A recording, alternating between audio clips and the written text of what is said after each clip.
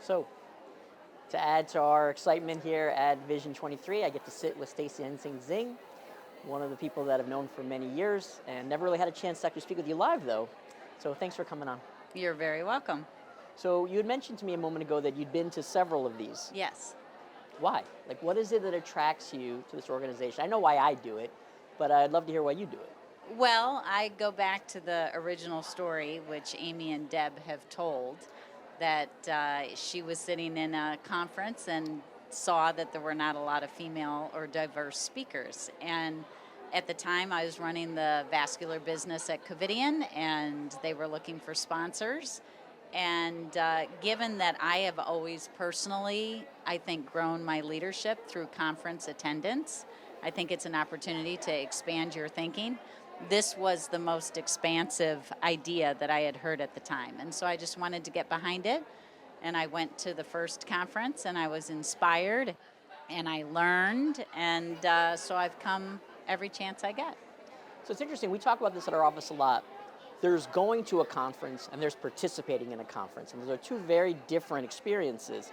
So for you, because of how much you've done in the industry, like, did you start speaking on panels and moderating and doing more than just attending?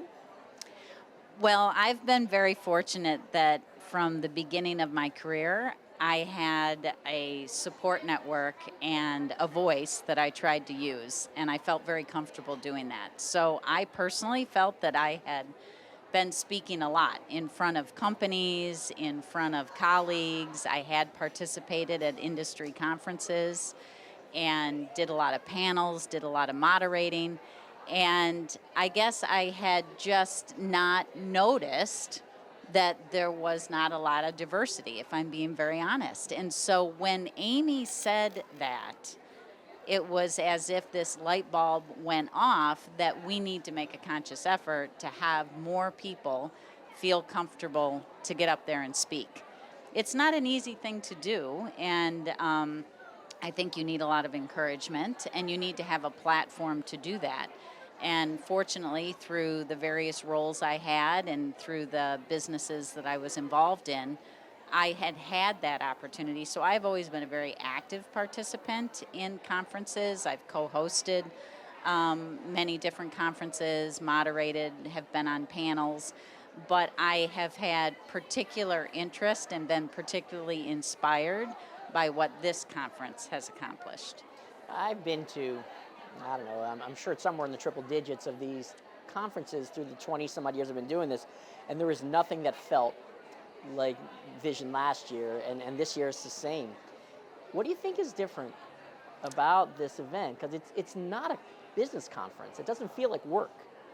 Well, I actually just had a conversation with a colleague here. Given that I haven't been personally at the conference since 2019, my comment was, I do think it feels different. And part of it is it feels like there's a baton being passed to many earlier in their career or candidly younger individuals that are now in roles of importance and decision making across small companies and large companies.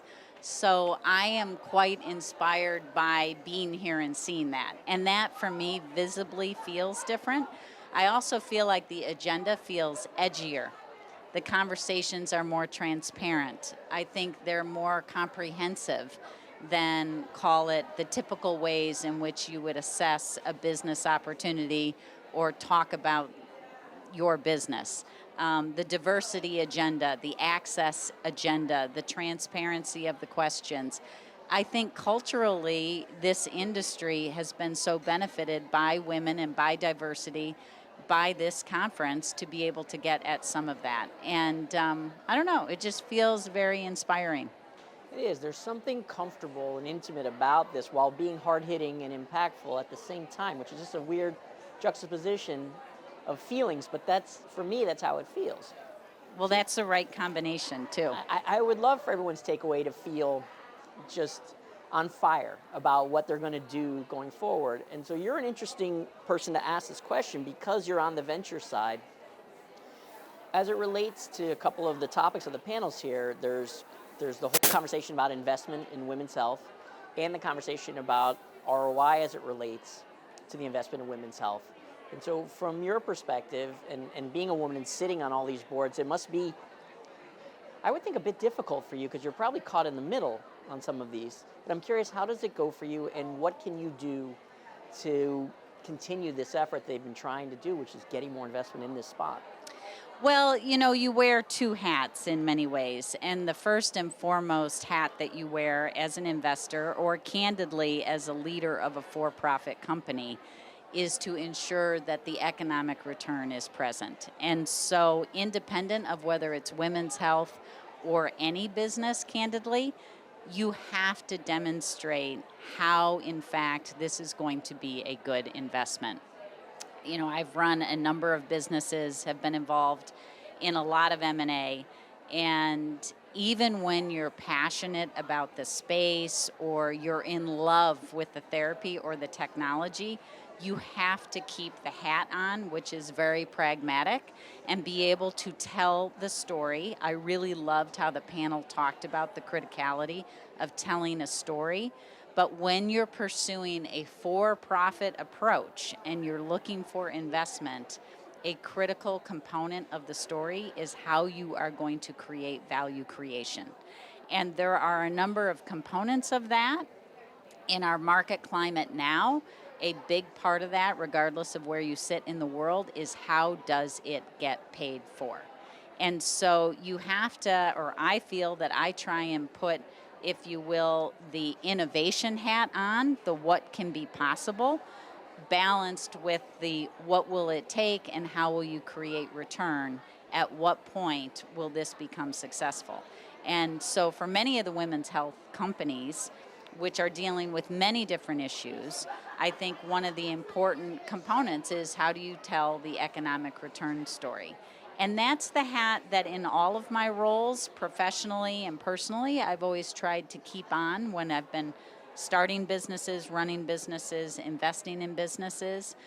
And then there's the personal call to action. And so my goal oftentimes is to support women, mentor them, help them tell their story.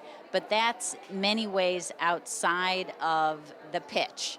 They have to be prepared during the pitch. They have to be able to tell the story, to unleash the funding. But it's interesting you say it that way, because I was thinking that as you were speaking, that your impact could be in multifold. It doesn't have to be just, and granted, I know these people want to get their company where it's on the map and get the investment they need, but there's also all kinds of things reaching back that you can do to help them get on their first board. Absolutely. Or to help them get their first CEO spot, or to help them get their first opportunity to do something with responsibility for some of the younger folks you mentioned earlier. So I'm curious, does your organization, or just in your past, have you been a part of these kinds of programs where there's either a mentor or it's a full-blown program for this?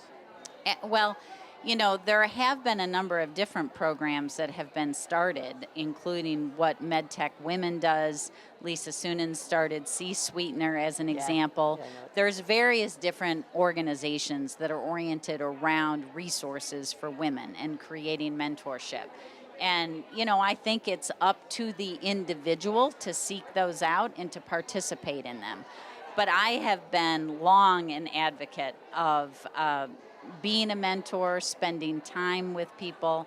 I won't go through all the names, but there's so many women that I've helped place on boards, that I have put forth as CEO candidates, that I've joined their boards to help support them in terms of successful transactions. And, that's, call it my love language, is to be able to support people in that journey. And so I spend a lot of time on that. And I find that very personally rewarding.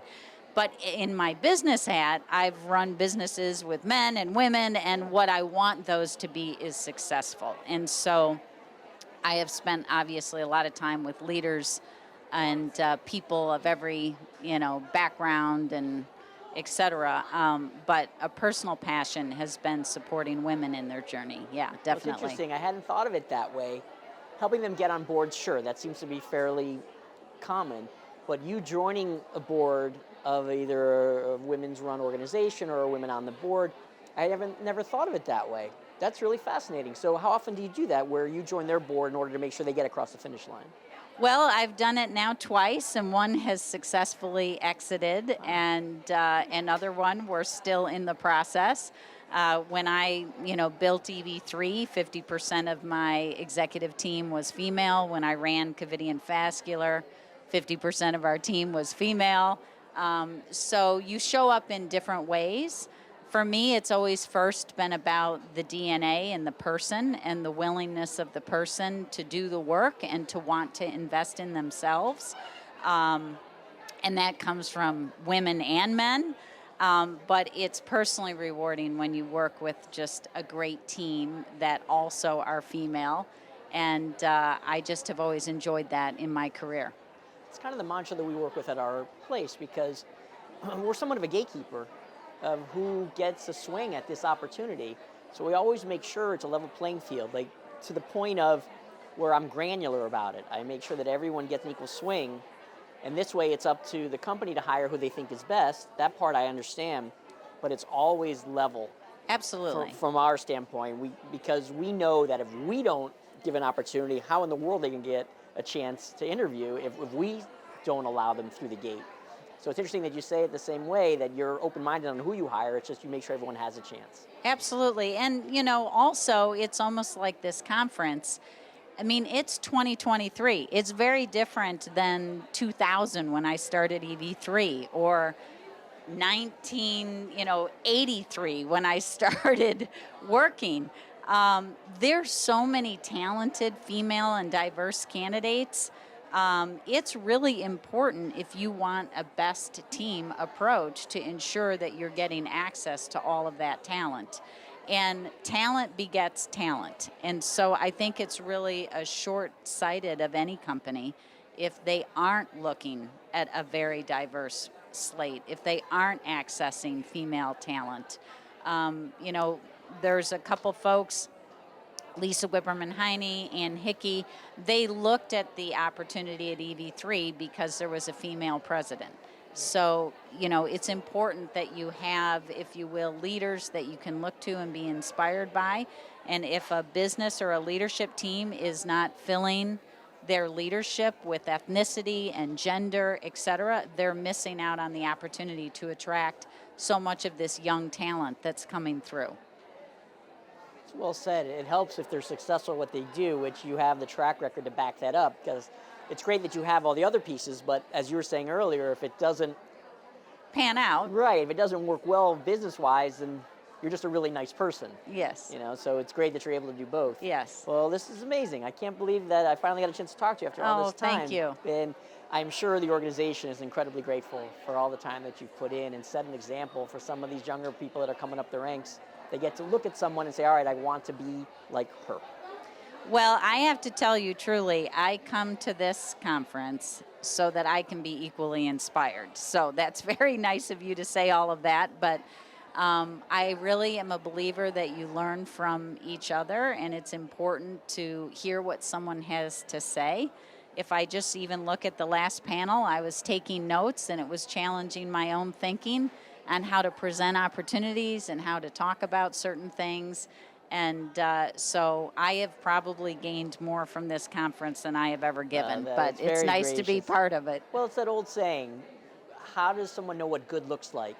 And people like you and Amy and Deb and all these people, it gives some of these people who are 10, 15 years earlier in their career someone to aspire to, someone tangible that they can say, all right, well, that's what it looks like. Yes. Yeah, so it's great that you're here. Well, thanks so much for taking some time. Well, thank you very much. Thanks You're for being here and for your sponsorship. Yeah, no, that's the easy part. Thanks, Stacy. Okay, All right, thank you. bye.